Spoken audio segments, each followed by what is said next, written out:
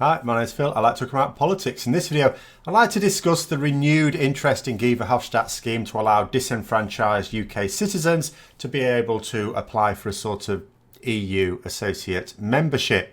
But first, if you'd like to stay notified of daily news and politics, then please subscribe to the channel and click the bell notification icon. So, at the start of the Brexit negotiating process, the results came in. Guy Verhofstadt was suggesting that perhaps Britons could be granted EU citizenship as part of the eventual deal. If they wanted it, it would grant the same freedom of movement, access to housing, employment rights, healthcare, things like that. The same as other EU citizens would get in other EU countries indeed. Now, that was several years ago. Nothing came of it, of course. There were difficulties with the concept on both sides. On the EU side, well, it's against EU law. So laws can be changed, sure. That's what parliaments are for, but where would be the impetus to do it? You have to have some compelling reason to get all the other member states to go through that. And there's political and economic questions that would have needed answering.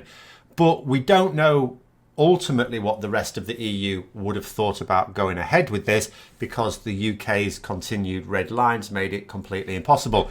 Such a scheme would, of course, require a hefty element of reciprocation, and our government have not been in the mood to do that. So the whole concept is a complete fantasy. And to even discuss it is to be living in a dream world. But Brexit supporters are allowed to live in La La Land, so why can't I visit for just a few minutes? They tell me it's brilliant.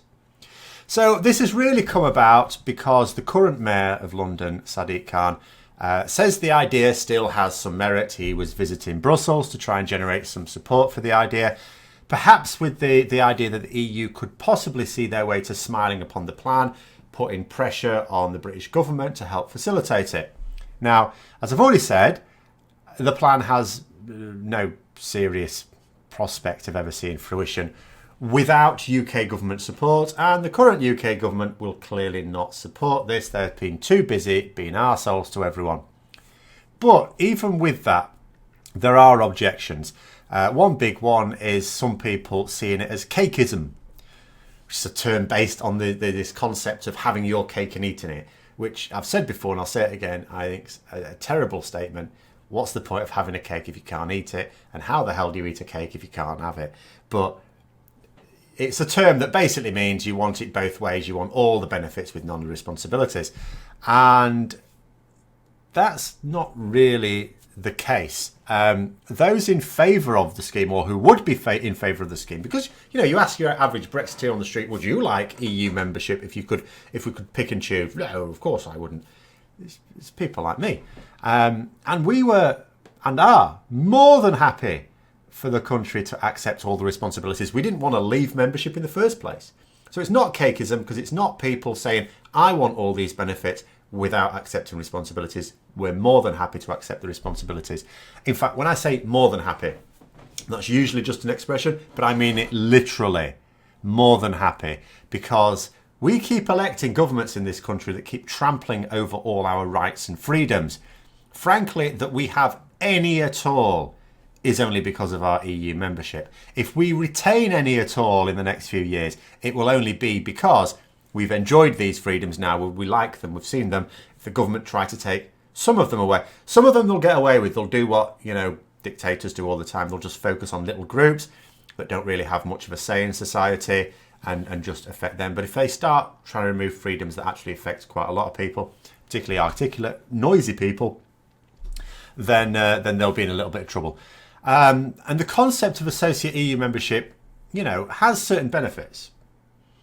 It would actually hasten our passage back into the EU. And if not back into the EU as members, at the very least to much closer alignment, making it easier for everyone.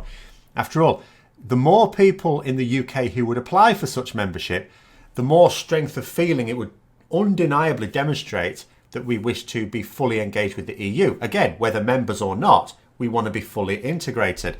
It would be a choice that was showing solidarity there. Something that governments couldn't deny when they're trying to tell us what we think of our place in the world. And finally, it does have a lot of pluses to everyone interested in the UK reintegrating, as I say, at some point in the future on whatever basis. The problems are political in terms of Boris Johnson and his government, as well as economic. After all, how do you let everyone access it? Even if the government went along with it, well, all right then, they never would. But let's say they did. How do you enable British citizens to access it? I mean, there would have to be a fee. You're talking about things that have an economic value. We can't just have the wealthiest who can afford €1,000 a year to pay for this special passport. It needs to be accessible by everyone. Otherwise, you are just creating, elitism. That wouldn't be straightforward. Nobody's obviously suggesting the EU foots the bill. The UK government would have to foot the bill there. And again, you'd need UK government support for that. But we're not talking about now, or at least I hope I'm not talking about now. This isn't feasible now. But perhaps a future government, when the madness of Boris Johnson has been shuffled into the waste bin of history, could agree as we move towards closer integration, could potentially agree to fund it for UK citizens who wish to apply for the cost of a standard passport. They will subsidise it and pay the EU a fee so that that individual can enjoy those rights. So the country would be out of the EU and not even necessarily fully integrated at this point, as some countries are. Keeping the leavers happy for the time being, assuming they're ever happy. And those of us who wanted to remain EU citizens would have the opportunity to once again become EU citizens. Maybe it could work a little bit like the arrangements for those from Northern Ireland regarding citizenship. You can have both, or you could just have the one. But you don't have to if you don't want it. It's up to you. But there we are. Those are my thoughts anyway. Back to the world of what is. Goodbye to the unicorn meadow. It's all hopelessly far from feasible in the current political climate, of course. But who knows for the future? As I say, 2021 is going to be a year of revelations, I hope.